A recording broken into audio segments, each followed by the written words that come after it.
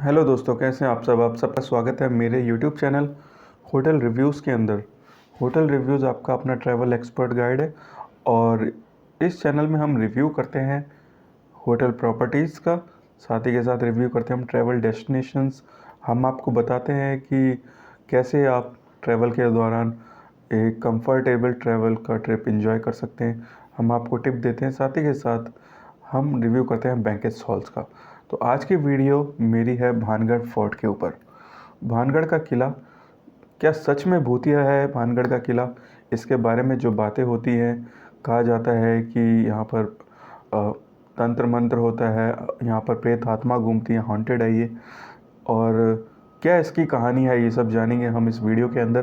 तो इस वीडियो को अंत तक ज़रूर देखें। अगर चैनल पर नए हैं तो सब्सक्राइब करें, साथ ही के साथ बेल आइकन दबाएं ताकि आने वाली वीडियोस की नोटिफिकेशन भी आपको मिलते रहें।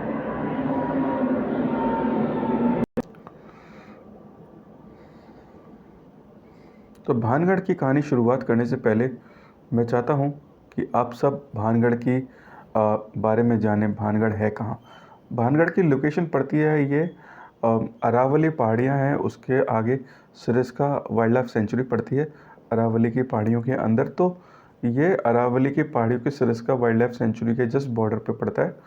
और क्योंकि ये चारों तरफ से हिल से घिरा हुआ है, पहाड़ियों से घिरा हुआ है, तो इसकी ज्योग्राफिक लोकेशन काफ़ी इम्पोर्टेंट है, काफ़ी स्ट्रॉन्ग है। तो इसकी कहानी उतनी ही ज़्यादा इंटरेस्टिंग है।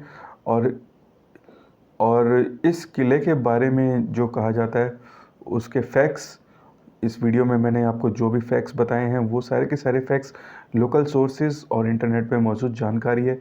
साथ ही के साथ एएसआई की जो हमारी जानकारी है उससे जो सोर्सेज मिले हैं उनके ऊपर आधारित है। तो मैं आपको क्लियर कर देना चाहता हूँ कि इसमें हमारी कोई जिम्मेदारी नहीं है, सब कुछ आपके अपने विवेक के ऊपर डिपेंड करता है। तो चलिए शुरुआत करते हैं वीडियो की, जानते हैं कहानी भानगढ़ के किले की।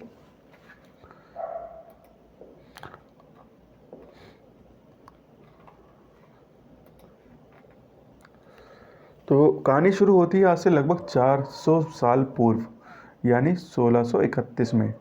राजा भगवंत दास द्वारा अपने छोटे बेटे माधो सिंह के लिए निर्माण किया गया था इस किले का। माधो सिंह राजा मान सिंह के छोटे भाई थे और राजा मान सिंह अंबर राज्य के राजा थे। राजा मान सिंह अकबर के दरबार में नवरत्नों में से एक थे। इस किले में एक साधु बाबा बालकनाथ रहते थे। उन्होंने इस किले के निर्माण के समय राजा से कहा था कि कोई भी किला आप बनाएं, उसका निवास इतना बड़ा नहीं होना चाहिए, वो किला इतना हाइट में बड़ा नहीं होना चाहिए कि उसकी शेडो इस मेरे झोपड़े के ऊपर पड़े। क्योंकि अगर ऐसा हुआ तो मेरे झोपड़े के ऊपर धूप नहीं आएगी और जिससे मैं गुस्सा हो जाऊंगा और मैं आपको श्राप दे दूंगा।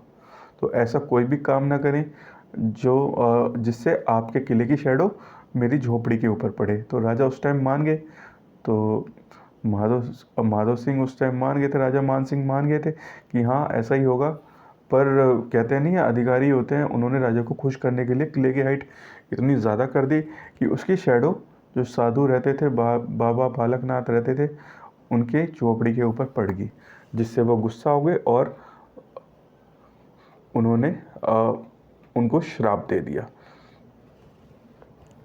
राजा माधो सिंह की मृत्यु के पश्चात उनके पुत्र छतर सिंह ने राज्य संभाला और राजा छतर सिंह के राज्य में सब कुछ सामान्य था।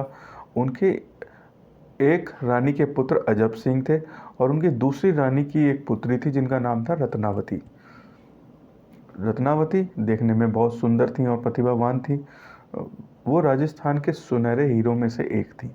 सभी राजाओं ने संत की आज्ञा का पालन किया, लेकिन राजा अजब सिंह ने उन संत की आज्ञा का पालन नहीं किया और भानगढ़ के किले में उन संत के निवास से ऊंचे भवन का निर्माण कराया, जो शाप से वितरित था कि अगर किसी भवन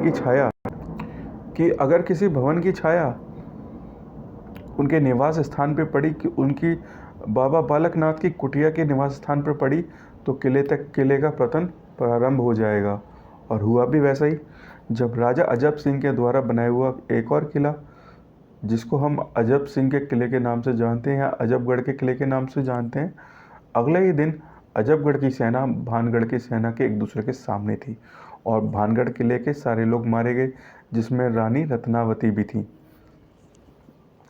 और आसपास के लोकल जो लोग हैं उनके हिसाब से एक और कहानी यहाँ पर बहुत फेमस है। इस कहानी के मुताबिक राजकुमारी रत्नावती थे, वो पूरे राजस्थान में अपनी खूबसूरती की वजह से फेमस थी और जिसका जिक्र करना इतना आसान नहीं था, उनकी खूबसूरती इतनी ज़्यादा अच्छी थी। तो उनकी खूबसूरती के पीछे एक तांत्रिक होता है, वो मंत्र मुग्ध हो जाता है, अब वो बेचारा बावड़ा हो जाता है।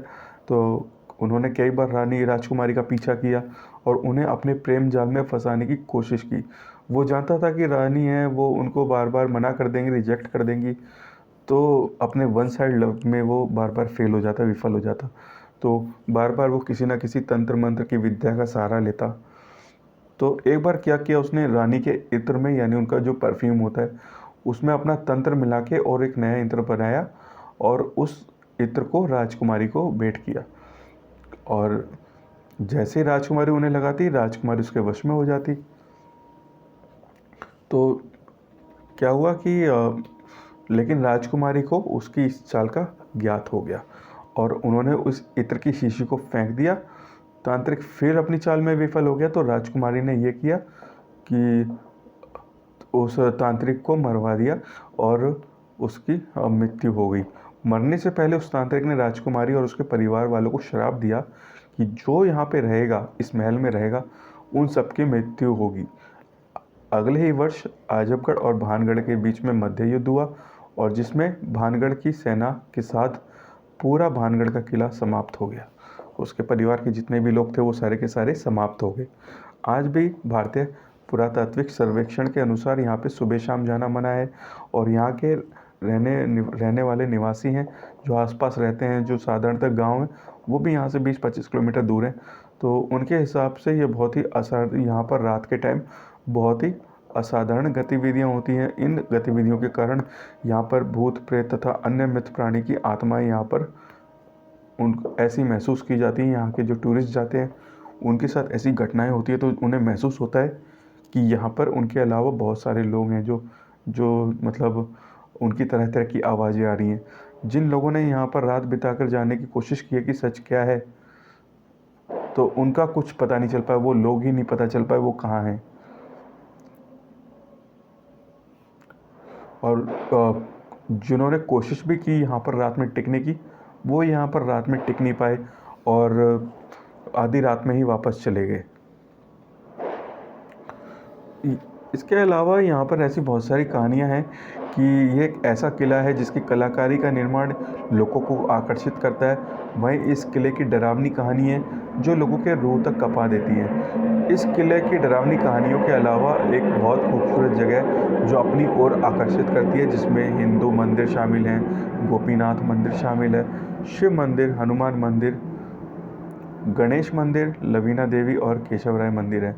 ये देखिए भारतीय पुरातत्विक सर्वेक्षण ASI का ये बोर्ड लगा हुआ है जिसके अंदर लिखा है, साफ साफ लिखा गया है भारत सरकार द्वारा कि भानगढ़ की सीमा में सूर्योदय से पहले, सूर्योदय के पश्चात प्रवेश वर्जित है। भानगढ़ की सीमा में किसी प्रकार के मवेशियों का प्रवेश करना कानूनन अपराध है। आप अपना कोई पेट साथ में नहीं ले जा सकते यहाँ पर, और अगर आप ऐसा करते हुए पाए जाते हैं तो आपके खिलाफ कानूनी कार्यवाही भी हो सकती है। भानगढ़ की सीमा में जो वृक्ष लगे हैं, यहाँ पर पेड़ पौधे लगे हैं, उनको आप नुकसान नहीं पहुँचा सकते। तो ये आदेश है गवर्नमेंट का, साफ साफ देखा जा सकता है। तो इस किले में अनगिनत रहस्य छुपे हुए हैं, बेमिसाल कला करती हैं। और आसपास के यहाँ पर जो आप एटमॉस्फेयर देखेंगे, वाइल्ड लाइफ सेंचुरी है, तो आपको बहुत सारे जंगली जानवर भी देखने को मिल सकते हैं, जिसमें आपको बारहसिंगा, लियोपर्ड और अन्य दूसरे टाइप के जो जंगली जानवर है वो भी आपको देखने को मिल सकते हैं। इसके अलावा यहाँ पर सिंहगढ़ की एक बहुत अच्छी झील है, उसे भी आप यहाँ पर देख सकते हैं।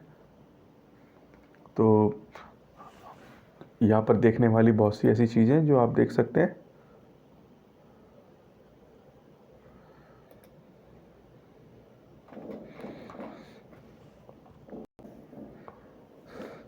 सरिस्का वाइल्ड लाइफ सेंचुरी साथी के साथ सिलीसड़ की झील आप यहाँ पर देख सकते हैं। बहुत ही खूबसूरत झील है, बहुत ही अच्छा नज़ारा आपको देखने को मिलेगा।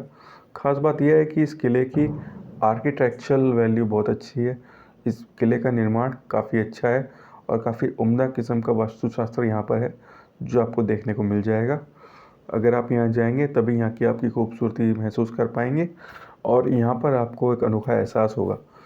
तो अगर आप यहाँ पर जाना चाहते हैं तो इसके सामने यहाँ पर एक मंदिर मौजूद है, उस मंदिर को ज़रूर देखें। वो काफ़ी अच्छा मौजूद मंदिर है और बहुत बहुत दूर से लोग यहाँ पर आते हैं और अपनी पूजा याचना यहाँ पर करते हैं।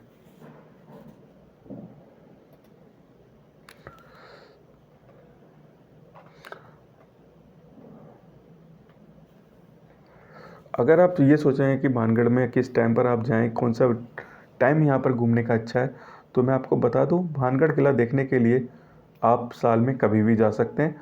यह अप्रैल से जुलाई तक राजस्थान में तेज़ गर्मी पड़ती है, तो इस टाइम बहुत कम ही लोग यहाँ पर जाते हैं। आप बरसात के टाइम में आएंगे तो यहाँ पर आपको खूबसूरती बहुत ही अच्छी देखने को मिलेगी, आपको चारों तरफ हरियाली देखने को मिलेगी। और अगर आप सर्दियों में जाते हैं तो यहाँ पर सर्दी के लिए बहुत अच्छा मौसम है, आप वहाँ पर आके घूम सकते हैं। हर मौसम में यहाँ की छटा बहुत खूबसूरत है, आसपास का एरिया बहुत खूबसूरत है, काफ़ी खूबसूरत जगह है। और साथ ही के साथ आप कोशिश करें कि यहाँ पर डे टाइम में आएँ, क्योंकि आसपास नियर बाय भी जो भी होटल पड़ता है वो 20 से 25 किलोमीटर की दूरी पर है, क्योंकि उसके बाद जंगल है और भानगढ़ की सीमा प्रारंभ होती है। तो जो आपको नियर बाय होटल भी मिलेगा तो वो कम से कम 20-25 किलोमीटर के रेंज में ही मिलेगा। तो आप कोशिश करें होटल में रात स्टे करें, दिन के टाइम घूमें और शाम के 6 बजे तक घूम के अपने होटल में वापस आ जाएं। भानगढ़ के किले में प्रवेश करने का समय, अगर आप भानगढ़ के किले में प्रवेश करना चाहते हैं तो भानगढ़ के किले में आपको अंदर और वापस आने का समय एक निश्चित मिलेगा। भानगढ़ के किले में आप सुबह 6 बजे से लेकर शाम के 6 बजे तक जा सकते हैं और शाम के 6 बजे तक पर्यटकों को हर हालत में बाहर आना ही होता है और शाम के 6 बजे के बाद इस किले में पूर्ण रूप से जाना वर्जित है। ये सिलीसड़ की झील है, देखिए कितनी खूबसूरत झील है। यहाँ पर आप बोटिंग कर सकते हैं। साथ ही के साथ यहाँ पर इस झील में आप इस झील के किनारे बैठकर आप अपना क्वालिटी टाइम स्पेंड कर सकते हैं। आपको यहाँ पर छोटे मोटे स्टॉल्स खाने को मिलेंगे, स्नैक्स खाने को मिलेंगे, साथ ही के साथ छोटे मोटे ढाबे भी मिलेंगे। तो आप यहाँ पर आके अपना छोटा मोटा पिकनिक स्पॉट भी यहाँ पर आप ऑर्गेनाइज कर सकते हैं। अगर बात करें कि how to reach Bhangarh fort in Rajasthan, आप कैसे यहाँ पर पहुँचेंगे, भानगढ़ का किला आप कैसे यहाँ तक पहुँच पाएंगे, तो आपको मैं बता दूँ कि नज़दीकी जो हवाई अड्डा पड़ता है, तो अगर नज़दीकी हवाई अड्डे की बात करें तो आसपास भानगढ़ के कोई भी हवाई अड्डा नहीं है। लेकिन भानगढ़ किले के सबसे नज़दीकी हवाई अड्डा की बात की जाए तो वह जयपुर में पड़ेगा और वो इस किले से 89 किलोमीटर की दूरी पर पड़ेगा। वहाँ से आप बस, टैक्सी, कैब द्वारा आसानी से भानगढ़ किले तक पहुँच सकते हैं।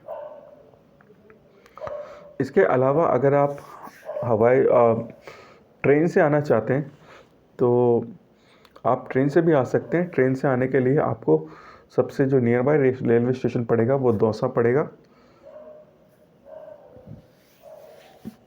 और दौसा रेलवे स्टेशन यहाँ से लगभग 22 किलोमीटर की दूरी पर है। वहाँ से आप आसानी से बस, टैक्सी करके आ सकते हैं। इसके अलावा जयपुर रेलवे स्टेशन से भी आप भानगढ़ आ सकते हैं और वहाँ से भानगढ़ की दूरी लगभग 85 किलोमीटर की है। वहाँ से आप आसानी से बस, टैक्सी, कैब करके भानगढ़ किले तक पहुँच सकते हैं। इसके अलावा सड़क मार्ग से भी आप आ सकते हैं। सड़क मार्ग से होते हुए आप जयपुर, दौसा, अलवर होते हुए राजस्थान के इस किले तक आसानी से पहुंच सकते हैं। तो आप भानगढ़ के किले में बाय एयर, बाय लैंड और टैक्सी कैब द्वारा आसानी से पहुंच सकते हैं। इसके अलावा मैं एंट्री फ़ीस की बात बता दूं, यदि आप भारतीय हैं, यदि आप इंडियन हैं तो आपको ₹25 देने होंगे, ये इसकी एंट्री फ़ीस है। लेकिन अगर आप विदेशी पर्यटक हैं, आप इंडिया के नहीं हैं, आपके पास इंडिया की नागरिकता नहीं है, सिर्फ आपके पास अगर इंडिया का पासपोर्ट नहीं है, तो आपको INR 200 रुपये देने होंगे, सॉरी, इंडियन रुपीज़ में आपको 200 रुपये देने होंगे। और इसके साथ साथ अगर आप कैमरा ले जाना चाहते हैं अंदर तो आपको 200 रुपये एक्स्ट्रा देने होंगे, चाहे आप इंडियन हो या नॉन इंडियन हो। कैमरे के 200 रुपये एक्स्ट्रा लगेंगे। ये इन्फॉर्मेशन चेंज हो सकती है, तो लोकल अथॉरिटीज़ अपने दाम बढ़ा सकती हैं, किराए में चेंज हो सकता है, फ़ीस में चेंज हो सकता है। तो आप बेटर है कि आप पहले पता कर लें और फिर जाएं। आशा करता हूँ आपको ये वीडियो अच्छा लगा होगा। अगर आपको वीडियो अच्छा लगा, भानगढ़ के किले की कहानी आपको अच्छी लगी, तो इस चैनल को लाइक करें, शेयर करें, सब्सक्राइब करें, ताकि ऐसे ही आने वाली मज़ेदार वीडियोस मैं आपके लिए लाता रहूं। तब तक के लिए थैंक यू।